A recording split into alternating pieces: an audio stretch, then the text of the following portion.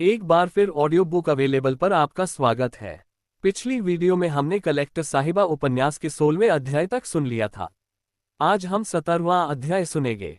बिना किसी रुकावट के इस उपन्यास को पूरा सुनने के लिए हमारे चैनल को सब्सक्राइब जरूर करें।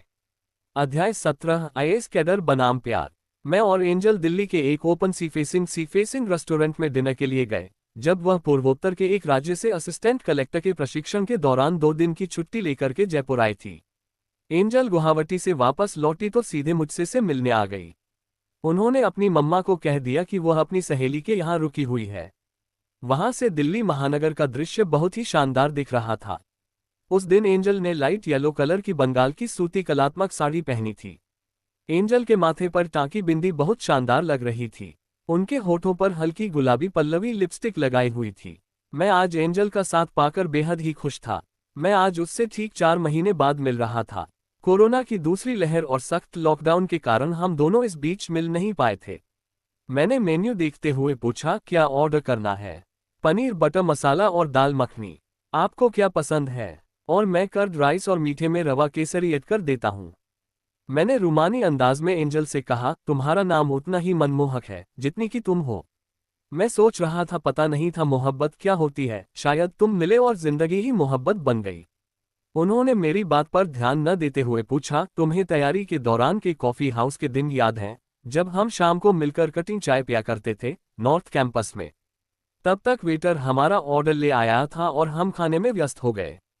पता है गिरीश, तुम लाइब्रेरी में ऐसी सीट पर बैठते थे जहां से मैं सीधी तुम्हें देख सकूं। हम दोनों की नजरें कई बार किताबों से हटकर एक दूसरे पर टिक जाती थीं। वह दिन भी क्या दिन थे, कितने कितने खूबसूरत, कितने प्यारे। और आज की शाम भी कितनी मजेदार है कि मैं एक भावी कलेक्टर साहिबा के साथ रोमांटिक डिनर डेट पर हूँ। और मैं इस वक्त एक ऐसे उपन्यासकार के साथ डिनर कर रही हूँ जो अपनी प्रेमिका पर उपन्यास लिख रहे हैं। और आपने ये आईएएस की क्या रट लगा रखी है? आईएएस की तैयारी करने वाले सब आईएएस नहीं बनते। कुछ आईएएस से भी 5 गुना बेहतर बनते हैं। राजनाथ सिंह आईपीएस ऑफिसर नहीं बन पाए तो देश के सभी 4000 आईपीएस ऑफिसर के हेड यानी देश के गृहमंत्री बन गए। Doctor APJ Abdul Kalam pilot नहीं बन पाए तो एयरफोर्स के सभी पायलटों के हेड यानी राष्ट्रपति बन गए। जो हमें मंजूर होता है उससे ज्यादा बढ़िया भगवान को मंजूर होता है। मेरी भगवान से यही दुआ है कि तुम जो लिख रहे हो वह कमाल का हो और पाठकों को बहुत पसंद आए। थोड़ी खामोशी के बाद एंजल ने आगे कहा, मेरी कुछ सहेलियां कह रही हैं कि किसी हिंदी पट्टी के राज्य वाले आईएएस लड़के से शादी कर ले तो हिंदी पट्टी में कैडर मिल जाएगा। एंजल ने कहा, तुम्हारा अंतर्मन क्या कहता है? मेरा दिल तो यह नहीं कह रहा। गिरीश, तुम्हें याद है एक दिन तुमने मेरे रजिस्टर पर आई लव यू लिख दिया था। एंजल हल्की सी मुस्कान के साथ पुराने दिनों को याद करके खुशी गई। समय का प्रवाह किसी के रोके थोड़ी रुकता है। समय भी पंख लगाकर उड़ ही गया। मैंने कहा, हम अक्सर लाइब्रेरी के बाहर मिलते। हमारी सिविल सर्विसेज की तैयारी से संबंधित ही होती थी और हम डिस्कशन किया करते थे। मेरा एक छिछोरा मित्र कह रहा था कि इस बार भरी जवानी सूखा सावन नहीं होना चाहिए। जो दिल में है वह बोल दे, जो होठों पर बोल आ रहे हैं वो कह दे। इतना कहने के साथ ही मेरे दिल की धड़कनें तेज हो गई। क्या बताना चाहते हो, बोलो? एंजल ने धीर गंभीर होते हुए कहा।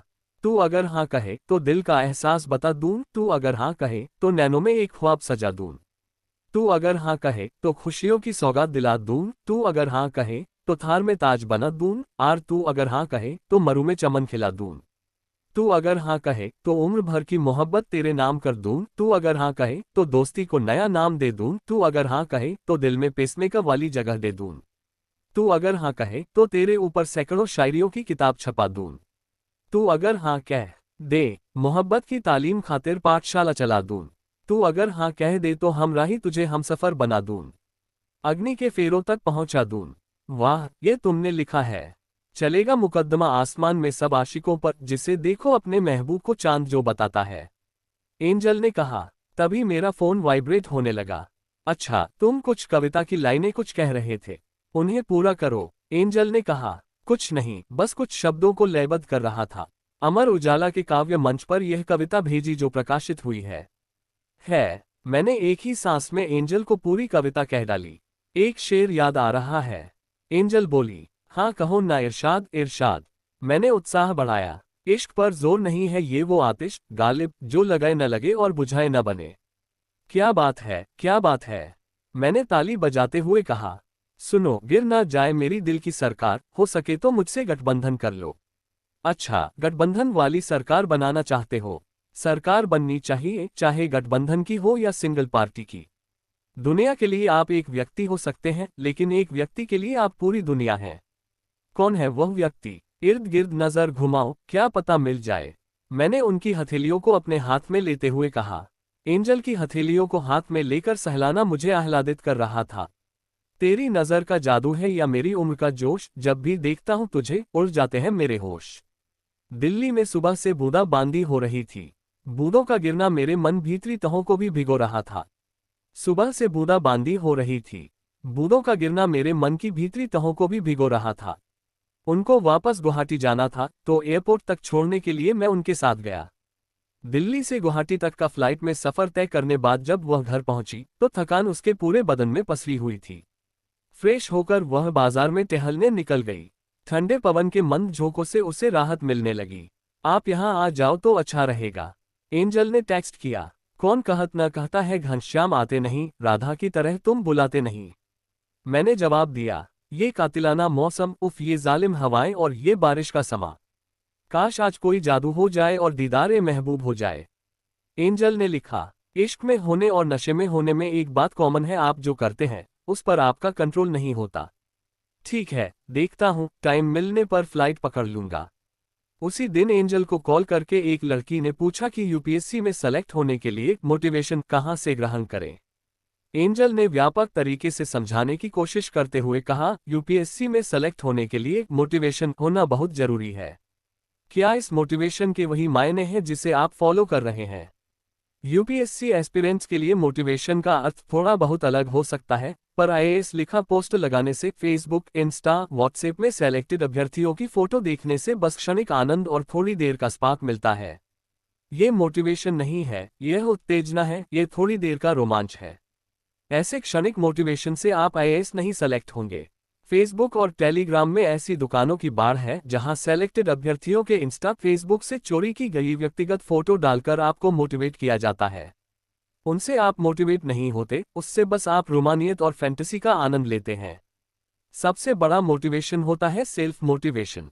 जी हाँ, सुनने समझने में कठिन है, पर यही सच है, इसलिए तो लाखों में कुछ का ही सिलेक्शन होता है, जबकि डिजर्विंग तो हजारों होते हैं। आईएएस की तैयारी का सबसे स्याह पक्ष यह है कि आप बहुत बार अपने लिए लक्ष्य तय करेंगे, टाइम टेबल बनाएंगे, शेड्यूल बनाएंगे, तय करेंगे इतने दिन में इकोनॉमी हो जाएगा और इतने दिन में आया, इतने घंटे प्री पढ़ेगा और इतने घंटे ऑप्शनल को दूंगा, पर 95% समय वैसा होता नहीं है। इसका बड़ा कारण है कि आप में दृढ़ता नहीं है। और यह सिर्फ आपकी व्यक्तिगत समस्या नहीं है, यह एक सामाजिक समस्या है, इसीलिए तो असफलताओं की बाढ़ है और सफलताओं की बूंदें। 1-2% लोग ही होते हैं जो अपने आप को अंदर से इतना मजबूत बनाकर और स्वयं को इतना बांध कर रखते हैं कि वे अपने बनाए लक्ष्यों पर तय की गई समय सीमा पर लकीर की तरह चल पाएं। आप लक्ष्य छोटे निर्धारित करिए, लेकिन उन पर दृढ़ रहिए। आप देखेंगे कि अगर एक सप्ताह भी आपने हर दिन अपने दैनिक लक्ष्य को पूरा कर लिया तो अंदर से इतना आनंद मिलेगा, इतनी पॉजिटिव एनर्जी मिलेगी, और यही है असली मोटिवेशन। इसी तरह आप सेल्फ मोटिवेट होंगे और इस मोटिवेशन को अपनी लंबी तैयारी के दौरान सस्टेन कर पाएंगे। सिलेबस बड़ा है, तैयारी लंबी है और टूटने बिखरने के 1000 मौके आएंगे। लक्ष्य छोटे निर्धारित करिए, उन पर पागलपन की हद तक दृढ़ रहिए। यही दृढ़ता आपको अंदर से खुशी भी देगी, मोटिवेट भी करेगी और एग्जाम में आप अपनी क्षमता से बेहतर परफॉर्म करेंगे। फिर आपको बाहरी मोटिवेशन या उत्तेजना की जरूरत नहीं पड़ेगी। नीली बत्ती की कार, न लबासना की तस्वीरें, न अधिकारियों की अखबारों में छपी सुर्खियां। यूपीएससी की प्रिपरेशन के दौरान इस बात का संतोष कि मैं उन लक्ष्यों को प्राप्त कर पाए जिन्हें मैंने निर्धारित किया था, आपके लिए सबसे बड़ा सकारात्मक बल साबित होगा। तैयारी के दौरान ज्यादातर लोग इस दृढ़ता के अभाव में और 1-2 असफलताओं से ही अंदर से टूट जाते हैं, आत्मसंशय के शिकार हो जाते हैं, और फिर धीरे धीरे समय निकलता जाता है। इसलिए चाहे दिन में सिर्फ 4 घंटे पढ़ने का लक्ष्य बनाएं, चाहे एक छोटे से टॉपिक को तैयार करने का लक्ष्य बनाएं, चाहे सिर्फ एक उत्तर लिखने का लक्ष्य बनाएं, पर उन पर नियमित रहिए, दृढ़ रहिए, अडिग रहिए, अपने साथ निष्ठुर रहिए। फिर तैयारी में भी आनंद है और सफलता में भी। सिविल सेवा किसके लिए कितनी आसान है, इस पर कुछ बताएं मैम, कंफ्यूजन रहता है। उस लड़की ने एंजल के सामने एक और प्रश्न दाग दिया। कुछ चीजें हैं जिससे ये परीक्षा आसान हो जाती है। 1. पढ़ने में गहन रुचि। अगर आप 2-3 घंटे तक एक जगह बैठकर किताबों के साथ डूबे रह सकते हो, उसी प्रकार जैसे एक गुदगुदाने वाले उपन्यास को पढ़ते आपको समय पता ही नहीं चलता, अर्थात पढ़ाई को एंजॉय करते हो। 2. निरंतरता का कोई जवाब नहीं। हर रोज पढ़ने की ललक, फिर चाहे 5-6 घंटे ही पढ़ें, क्योंकि सप्ताह में 4 दिन 15-15 घंटे पढ़कर 3 दिन मौज मस्ती करने से अच्छा है सप्ताह के 7 दिन 8-8 घंटे पढ़ना। 3. करंट अफेयर पर तगड़ी पकड़। सिविल सेवा की तैयारी 70% डेली न्यूज़पेपर से होती है, इसलिए खुद को हर दिन देश दुनिया की खबरों व घटनाओं के प्रति सजग रहना होगा। न्यूज़पेपर को किताब की तरह पढ़ता होगा, लेकिन चुनिंदा खबरों तथा लेखों को ही। 4. तैयारी के शुरुआती 4 महीनों में हर रोज आधा घंटा सिविल सेवा के सिलेबस को समझने में लगाए। उसके पश्चात अगले 4 महीने हर रोज आधा घंटा आईएएस के पुराने पेपरों को समझने में लगाए। ये याद रखिए कि अगर आपने सिलेबस तथा पुराने पेपरों को नहीं समझा, तो आपने यूपीएससी के बारे में कुछ भी नहीं समझा, क्योंकि यही आपकी गीता है, यही आपकी कुरान है। 5. कक्षा 6 से 12वीं तक की एनसीईआरटी किताबों का खुद को विशेषज्ञ बना लीजिए। 6. सबसे अंत में और सबसे जरूरी भी कि एक वैकल्पिक करियर दिमाग में रखिए, ताकि आगे चलकर ज्यादा हाथ पांव न मारना पड़े। इस बात को अधिकतर लोग हल्के में लेते हैं। मैम, सिविल सेवा में अपने एप्टीट्यूड को कैसे पहचानें? उस अभ्यर्थी ने एक और सवाल पूछा। संघ लोक सेवा आयोग द्वारा आयोजित की वाली सिविल सेवा परीक्षा में एक अभ्यर्थी में जो चीज सबसे ज्यादा चेक की जाती है, वो है एप्टीट्यूड। 2011 तथा 2013 में हुए बदलावों के पश्चात रटंत पद्धति का सिलेक्शन में योगदान महज चंद फीसदी ही रह गया है। यूपीएससी अब सिविल सेवा में उन छात्रों का चयन कर रही है जो उनके द्वारा तय किए एप्टीट्यूड के मानकों पर खरे उतर रहे हैं। यूपीएससी मुख्यतया एप्टीट्यूड के निम्न मानदंडों को अवश्य चेक करती है। 1. प्रशासक बनना आंतरिक जरूरत हो। यूपीएससी किसी अभ्यर्थी में ये चेक करती है कि एक प्रशासक बनना उसकी अंतरात्मा की आवाज है या एक आईएएस की चमक दमक से महज आकर्षण भर है। 2. नए ज्ञान को सीखने की क्षमता। सिविल सेवा में एक बात पर खास ध्यान दिया जाता है कि आप किसी नई चीज को कितना जल्दी सीख लेते हैं। आपकी याददाश्त भले ही बहुत बढ़िया ना हो, परंतु यह औसत दर्जे की भी ना हो, और आप तथ्यों, सूचनाओं तथा आंकड़ों पर अच्छी पकड़ रख सकते हो।